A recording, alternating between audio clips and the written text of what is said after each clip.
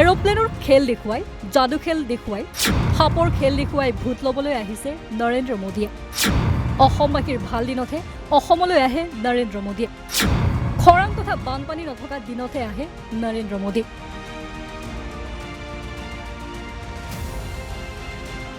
বিদেশী বহিষ্কাৰ কৰিবলৈ অসমৰ্থ মোদীক অখিল গগৈৰ পোনপটীয়া প্ৰশ্ন। মৰাণত এতিয়া এৰোপ্লেনৰ খেলা কিয় লাগে? অসমৰ জনতাক লাগে। কংগ্ৰেছ অগপতকৈ কিয় কম বিদেশী খেদিলে বিজেপিয়ে? বানপানী সমস্যা অসম চুক্তি কেতিয়া ৰূপায়ণ হ'ব? ৬-৯ দফা ৰূপায়ণ কেতিয়া হ'ব? ৬ জনগোষ্ঠীক জনজাতিকৰণ কেতিয়া দিব? এইদৰে নৰেন্দ্ৰ মোদীয়ে অসমবাসীৰ সমস্যাৰ সময়ৰ পৰিৱৰ্তে নিৰ্বাচনৰ পূৰ্বে কৰা বাৰম্বাৰ অসম ভ্ৰমণক লৈ ক্ষুৰধাৰ সমালোচনা কৰে বিধায়ক অখিল গগৈয়ে। নৰেন্দ্ৰ মোদী সদায় আমাৰ ভাল দিনত আহে। এতিয়া খৰাং কাল যে, এতিয়া যে বানপানী নাই, গতিকে মোদী আহিছে। হেৰো ইলেকশ্যনৰ আগত এই ৰাস্তাটোত কেইখনমান এনেকুৱা উৰাই দেখুৱালে আমাৰ অসমীয়া জাতিটো কি উন্নতি হ'ব? সেইটো চাবৰ কাৰণে প্ৰধানমন্ত্ৰী আহিব লাগে নেকি? আপোনালোকে নিজে কওক। আৰু যদি সেইটো চাবই লাগে, তেতিয়াহ'লে তুমি য'ত আছা তাতে চালে হ'লচোন। সেইটো কাৰণে অসমলৈ মোদী আহিব লাগে নেকি? আপুনি নিজে কওক। মোদীয়ে ডাঙৰীয়াই যিকেইটা কথা অসমৰ কাৰণে কৈছিলে, সেই কামকেইটা কৰি দিয়ক। পুনৰ অসম পালেহি প্ৰধানমন্ত্ৰী নৰেন্দ্ৰ মোদী। এদিনীয়া ভ্ৰমণসূচীৰে শনিবাৰে অসমত উপস্থিত হয় প্ৰধানমন্ত্ৰী মোদী। মৰাণৰ ৰাষ্ট্ৰীয় ঘাইপথত নিৰ্মাণ কৰা ইমাৰ্জেঞ্চি লেণ্ডিং ফিল্ডৰ সমীপৰ পৰাই প্ৰধানমন্ত্ৰীগৰাকীয়ে ভাৰতীয় বায়ুসেনাৰ এয়াৰ শ্ব' উপভোগ কৰে।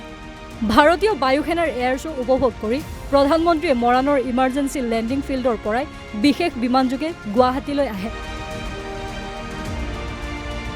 গুৱাহাটীত উপস্থিত হৈ প্ৰধানমন্ত্ৰীয়ে প্ৰথমে গুৱাহাটী আৰু উত্তৰ গুৱাহাটী সংযোগী কুমাৰ ভাস্কৰ বৰ্মা সেতু আনুষ্ঠানিকভাৱে মুকলি কৰে। তাৰ পাছত গুৱাহাটীত কেইবাটাও কাৰ্যসূচী অংশ লৈ বিয়লি পুনৰ দিল্লীলৈ উৰা মাৰিব প্ৰধানমন্ত্ৰী মোদী। কিন্তু ৰৈ যাব মাথো প্ৰতিশ্ৰুতি আৰু কেৱল প্ৰতিশ্ৰুতি। নিৰ্বাচন আহিলেই অসমলৈ আহি অসমবাসীক প্ৰতিশ্ৰুতিৰ টোপ ভালকৈয়ে দিয়ে এইগৰাকী প্ৰধানমন্ত্ৰী নৰেন্দ্ৰ মোদীয়ে।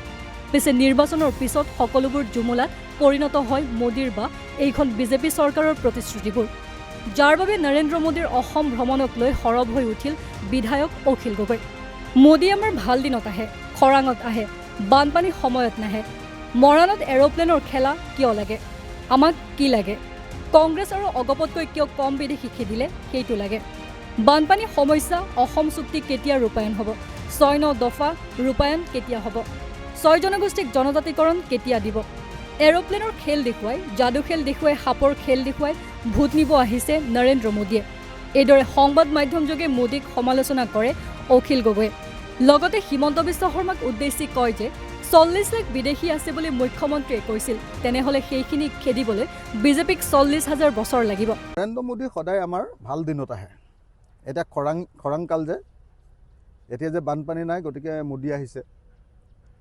হেৰো ইলেকশ্যনৰ আগত এই ৰাস্তাটোত কেইখনমান এনেকুৱা উৰাই দেখুৱালে আমাৰ অসমীয়া জাতিটো কি উন্নতি হ'ব? সেইটো চাবৰ কাৰণে প্ৰধানমন্ত্ৰী আহিব লাগে নেকি? আপোনালোকে নিজে কওক। আৰু যদি সেইটো চাবই লাগে, তেতিয়াহ'লে তুমি য'ত আছা তাতে চালে হ'লচোন। সেইটো কাৰণে অসমলৈ মোদী আহিব লাগে নেকি? আপুনি নিজে কওক। মোদীয়ে ডাঙৰীয়াই যিকেইটা কথা অসমৰ কাৰণে কৈছিলে, সেই কামকেইটা কৰি দিয়ক। তেওঁ কৈছিলে যে বিজেপি চৰকাৰ আহিলে ২০১৪ চনৰ ১৬ মে'ৰ পৰা বিদেশীয়ে টালি টোপোলা বান্ধি পলাব। আমি দেখিলোঁ যে যোৱা ১০ বছৰ বিজেপি চৰকাৰখনে ১৬৭৬ জন বিদেশীক অকল খেদিছে। এইটোতো মই দিয়া তথ্য নহয়, এইটো এছেম্বলিত হিমন্ত বিশ্ব শৰ্মাই মোক তথ্য দিছে। হিমন্ত বিশ্ব শৰ্মাৰ চহী থকা কাগজত মোক তথ্য দিছে।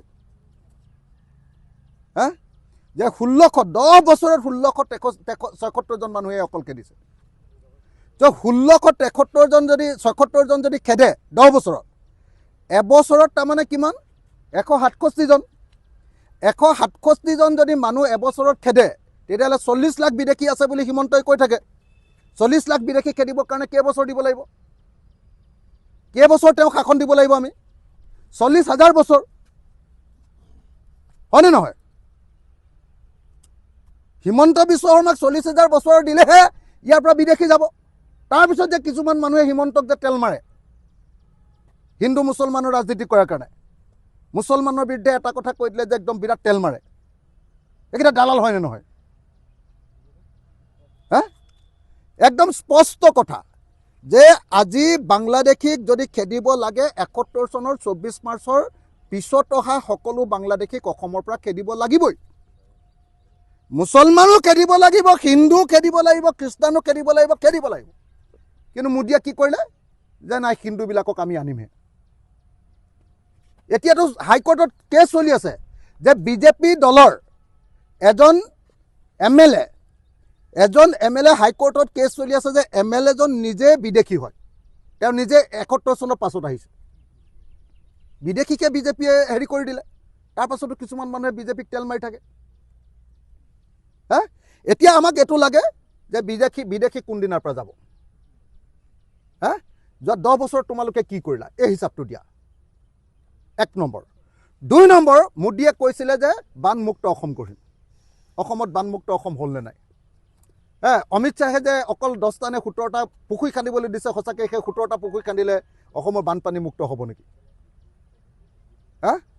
এই সময়খিনিৰ ভিতৰত এতিয়ালৈকে মোদীয়ে কিয় আমি কেন্দ্ৰীয় চৰকাৰৰ পৰা পাবলগীয়া টকা GSTৰ অংশ আৰু কেন্দ্ৰীয় চৰকাৰৰ পৰা পাব লগা যিটো ডিভলিউশ্যন বুলি কয়, সেই ডিভলিউশ্যনটো এতিয়ালৈকে কমপ্লিটলি কেলৈ দি দিয়া নাই?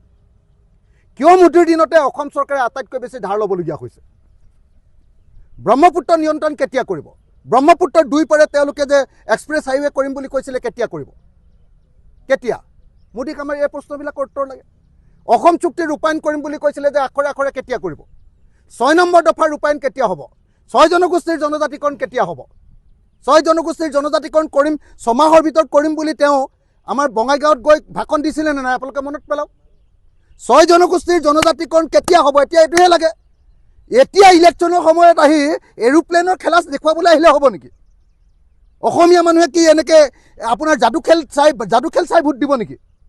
মোদীয়েতো এৰোপ্লেনৰ খেলাহে দেখুৱাবলৈ আহিছে। আমাক এৰোপ্লেনৰ খেলা কেলৈ লাগে? অসমীয়া মানুহক মৰাণত এৰোপ্লেনৰ খেলাটো কেলৈ লাগে? আমাকতো নালাগে সেইটো। এতিয়া কি লাগে আমাক?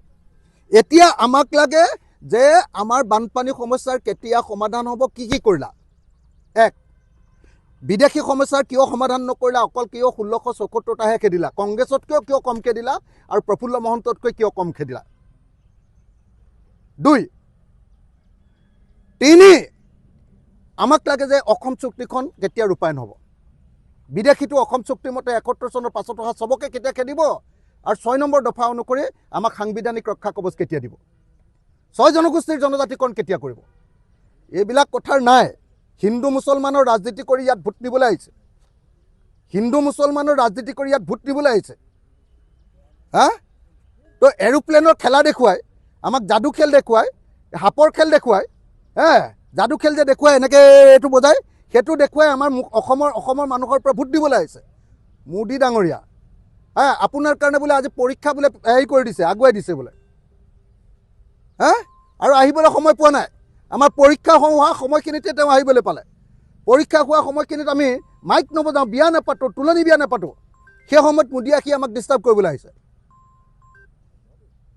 গতিকে অতি স্পষ্ট কথা, মোদীৰ পৰা আমাক এইবিলাক প্ৰশ্নৰ উত্তৰ লাগে।